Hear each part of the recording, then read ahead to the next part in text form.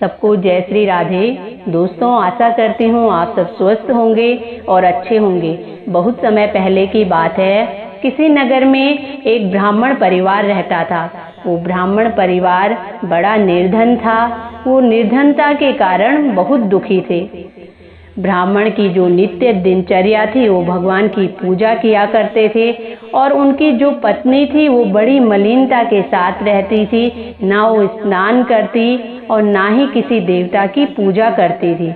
प्रातः उठते ही सबसे पहले वो भोजन करती थी और बाद में अन्य काम करती थी। और ना ही ब्राह्मण की कोई संतान थी। तो इस प्रकार ब्राह्मण बहुत दुखी थे। अपनी पत्नी को भी उन्होंने बहुत समझाया, लेकिन पत्नी समझने के लिए तैयार नहीं थी। वो अपनी उसी दिनचर्या से चलती थी। एक बार भगवान की कृपा से ब्राह्मण के परिवार में एक सुंदर कन्या का जन्म हुआ। अब ब्राह्मण खुशी तो थे, लेकिन साथ में उनको दुख भी था कि किस प्रकार मैं अपनी इस कन्या का पालन पोषण करूंगा। धीरे धीरे ब्राह्मण की कन्या बड़ी हुई। बचपन से ही उस कन्या की जो रुचि थी वो भगवान विष्णु की पूजा में थी। वो प्रातः उठती, स्नान करती और उसके बाद भगवान विष्णु की पूजा के लिए मंदिर जाती थी और बृहस्पतिवार को व्रत करके विधि के साथ पूजा पाठ करती थी। अब पूजा के बाद वो पढ़ने के लिए पाठशाला जाती थी।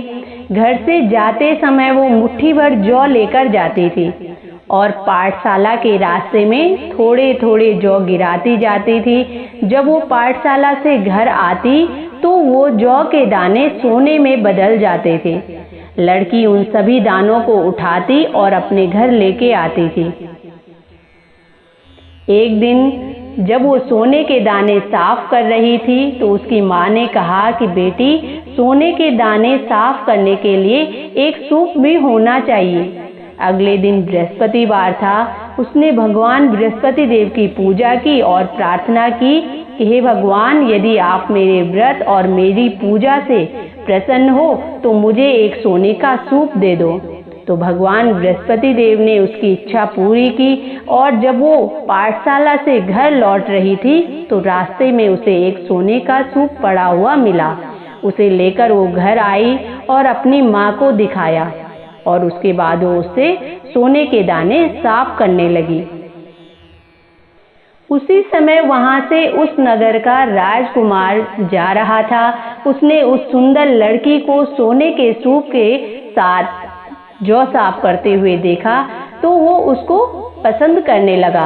अब महल गया और महल जाकर उसने राजा से उस लड़की के बारे में बताया और उस लड़की के साथ विवाह करने की इच्छा प्रकट की। तो राजा ने अपने मंत्री को भेजकर ब्राह्मण को महल में बुलवाया और राजकुमार के साथ लड़की के विवाह की बात की। अब राजकुमार के साथ उस लड़की का विवाह हो गया और बड़ी धूमधाम के साथ दुल्हन बनकर ब्राह्मण की लड़की महल में चली गई। लड़की के जाते ही ब्राह्मण फिर से निर्धन हो गया। उसे कई दिनों तक भोजन नहीं मिला। वो दुखी होने लगा। दुखी होकर वो ब्राह्मण एक दिन अपनी लड़की के पास गया और अपने पिता को इस प्रकार दुखी देखते हुए लड़की ने अपने पिता को धन दिया और वहां से विदा किया। अब कुछ समय तो ब्राह्मण ने उस धन से अपना गुजारा किया, लेकिन जब वो खत्म हो गया फिर वो वही दुखी हो गया।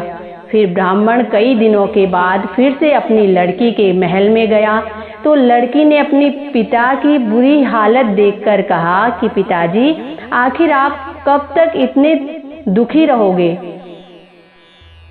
और कब तक मुझसे धन लेकर अपना जीवन यापन करेंगे? आप कोई ऐसा उपाय क्यों नहीं करते कि जिससे आपके घर में धन संपत्ति भर जाए? अब ब्राह्मण ने कहा कि बेटा, मैं तुम्हारी माँ को तो बहुत समझाता हूँ, लेकिन वो समझती ही नहीं है। अब लड़की ने कहा कि पिताजी, आप कुछ दिनों के लिए माँ को मेरे पास छोड़ जाओ। तब कुछ सोचकर ब्राह्मण अपनी पत्नी को अपनी लड़की के पास महल में छोड़ आया। लड़की ने अपनी माँ से कहा कि माँ, तुम प्रातः उठकर स्नान करो और भगवान बृहस्पति देव की पूजा करो। पूजा करने से तुम्हारी निर्धनता दूर हो जाएगी। लेकिन उसकी माँ ने उसकी कोई बात नहीं मानी। एक दिन लड़की ने गुस्से में आकर अपनी माँ को कमरे में बंद कर दिया और सूर्योदय के समय अपनी माँ को उठाकर जबरदस्ती स्नान करवाया और फिर मंदिर में ले जाकर भगवान बृहस्पति देव की पूजा कराई। कुछ दिनों तक वो ऐसे ही जबरदस्ती अपनी माँ के साथ पूजा करवाती रही। ऐसा करते करते धीरे धीरे उसकी माँ की जो बुद्धि थी वो परिवर्तित होने लगी और वो स्वयं भी बृहस्पतिवार का व्रत रखने लगी।